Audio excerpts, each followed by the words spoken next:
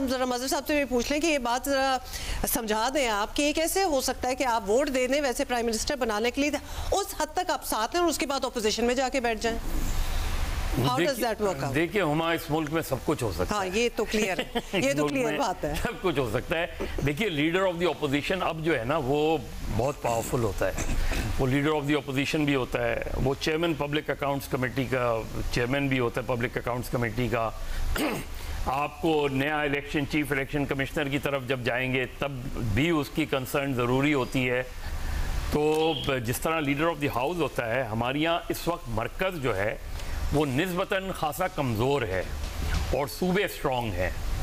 इसलिए जो सूबाई हुकूमतें हैं वो बज़ाहिर स्टेबल नज़र आती हैं कि जो प्रोविंशियल गवर्नमेंट हैं एब्सोलूट मेजॉरिटी केपी में, सिंध में नज़र आती है, पंजाब में भी पीएमएलएन की बेहतर पोजीशन नज़र आती है। सारा मसला अटक गया है मरकज़ में।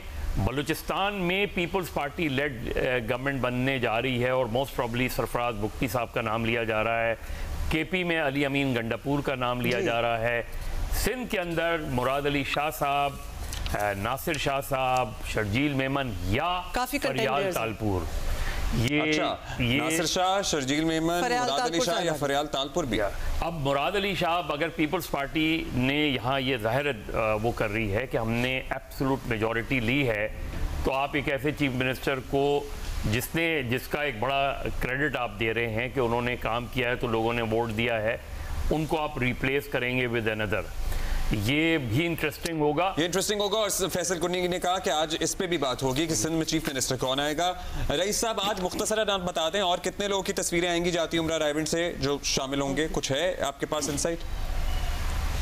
देखिए, एक जो पहले उसका जवाब दे दो जो हुमा साहब ने पूछा था कि ऑपोजिशन लीडर जो किस तरह बैठेंगे ऑपोजिशन में।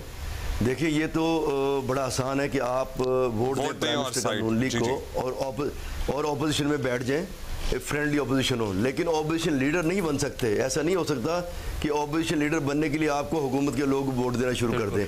आपको वहाँ अपने सीट्स बतानी पड़ेंगी ऑपोजिशन लीडर के लिए। वहाँ पीडीए के पास 92 सीट्स हैं।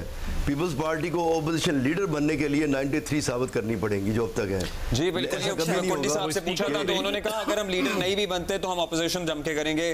खैर, अपैरेंटली अगर पीटीआई ऑपोजिशन में बैठेगी तो वही लीडर भी बनाएंगे ऑपोजिशन का।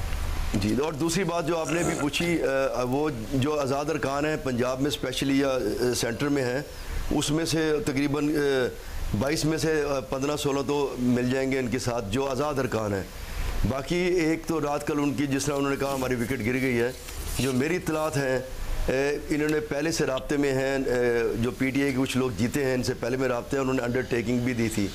और जहाँ तक मेरे इत्तला है कुछ ऐसी सीट्स जिसके रिज़ल्ट अगले दिन 4 बजे अनाउंस हुए, किसी के 2 बजे अनाउंस हुए, उसमें जो लोग पीटीआई के कुछ ऐसे लोग हैं जो जिता दिए गए और नून लीग के कुछ रहनुमा हार गए, वो भी इनकी तरफ आ सकते हैं। और ये मेरी इत्तलात है, उसमें से मुझे लग रहा है कि 10 से 12 लोग तो हो सकते हैं। हो सकता है मैं रॉन्ग हूँ, लेकिन मेरी इत्तला है कि ये लोग जो हैं राब्ते में हैं और कई ने पहले भी अंडरटेकिंग दी हुई थी। चलिए जी, लेट्स सी, बहुत शुक्रिया।